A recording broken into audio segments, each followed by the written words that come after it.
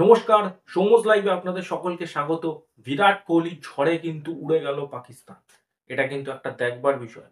পাকিস্তান যে টিম, যারা এত বছর পর একটা কোনো আইসিসি ট্রফি হোস্ট করছে নিজেদের দেশে, সেই দেশটাই কিন্তু প্রথম দেশ এমন হলো হয়তো আজকে, যেটা কিন্তু আইসিসি চ্যাম্পিয়ন্স ট্রফি থেকে ফুটে গেল।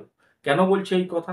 কারণ বিরাট কোহলি, শ্রেয়াস আইয়ার, শুভমান গিল এই ৩ জনের একত্রিত একটা পারফরম্যান্স এবং বিরাট কোহলির একটা দুর্দান্ত শতরানের মাধ্যমে পাকিস্তানকে কিন্তু একতরফাভাবে ভারত আজকে হারিয়ে দিয়েছে।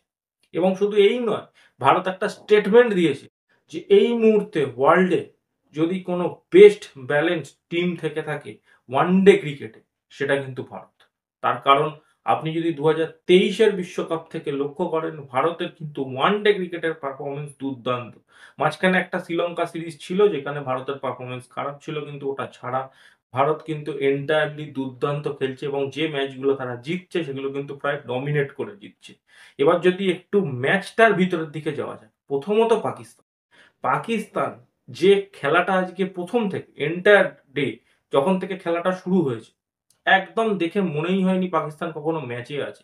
মোহাম্মদ রিজওয়ান, বাবার আজম এদেরকে কিন্তু এটা মাথায় ঢোকাতে হবে, এটা ওয়ানডে ক্রিকেট। তারা টেস্ট ক্রিকেটের মতো স্ট্রাইক রেট মেইনটেইন করে কিন্তু ওয়ানডে ক্রিকেট খেলছে।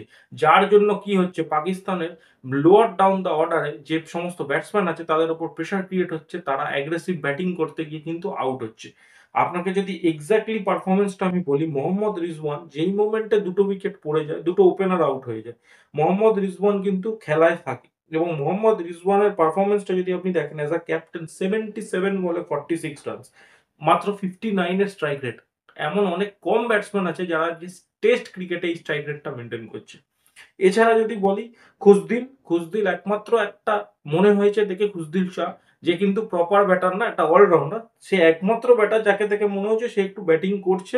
একটা এভারেজ স্ট্রাইক রেটে খেলেছে 39 বলে 38। এছাড়া এন্টায়ার ব্যাটিং লাইন আপে শোয়েব শাকিল 76 বলে 62 করেছে, যে প্রপার ব্যাটসম্যান হিসেবে খেলছে। কিন্তু এই শোয়েব শাকিল এবং খুসদিল শাহ ছাড়া কারোরকে দেখে মনেই হয়নি আজ এই গেমটাতে আছে। ইমামুল হক অনেকদিন ধরেই আউট অফ ফর্ম, নেহাতি ফাকার জামানের রিপ্লেসমেন্ট হয়ে এসছে বলে।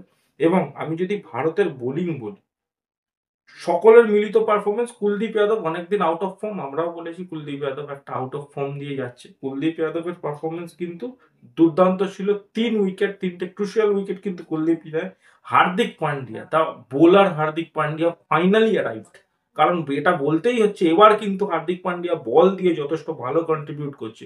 ব্যাটিংয়েও সে কিন্তু নেট মানে স্ট্রাইক রেট মেনটেন মানে নেট রান রেট মেনটেন করার জন্য নেমেছিল, বাট সে একটা আনলাকি ডিসমিসড হয়েছে। বাট যদি বলি আমি বোলিংয়ে, হার্দিক পান্ডিয়া কিন্তু দুর্দান্ত কন্ট্রিবিউশন দিচ্ছে।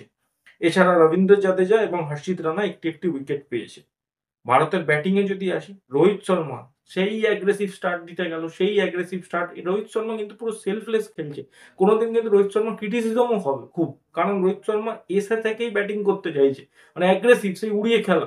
বাট রোহিত শর্মা আজকে ১৫ বলে ২০ রান করে ১৩৩ স্ট্রাইক রেট। তারপর শুভমান গিল ও বিরাট কোহলি খেলাটা যেভাবে ধরে, সেটা কিন্তু দেখবার মতো। তারা একদম পাকিস্তানকে খেলায় আসতেই দেয় না। এবং শুভমান গিল আউট হওয়ার পর কিন্তু শ্রেয়াস আইয়ার পুরো খেলাটা শেষ করে দিয়ে শ্রেয়াস আইয়ার একদম লাস্টে এসে আউট হয়। এবং লাস্টে যেটুকু বাঁচাকুচা কাসার ছিল সেটা বিরাট কোহলি এবং অক্ষর প্যাটেল, হার্দিক পান্ডিয়া মিলে করে দেয়। এবং বিরাট কোহলি লাস্ট বলে ৪ মেরে নিজের 51st সেঞ্চুরি কমপ্লিট করে, যেটা কিন্তু একটা দুরন্ত ব্যাপার। কারণ বিরাট কোহলি এখন আমরা চোখ বন্ধ করে বলতে পারি, ওয়ান অফ দ্য না, is the greatest of all time in one day cricket. আপনাদের এই ভিডিওটা কেমন লাগলো অবশ্যই কমেন্ট করে জানাবেন। ম্যাচটা সম্বন্ধে কি অপিনিয়ন অবশ্যই কমেন্ট করে জানাবেন। ভিডিওটা শেয়ার করবেন এবং চ্যানেলটায় ক্রিকেট রিলেটেড কন্টেন্ট পছন্দ হলে অবশ্যই সাবস্ক্রাইব করবে। এই বলে ভিডিওটা শেষ করছি। ধন্যবাদ।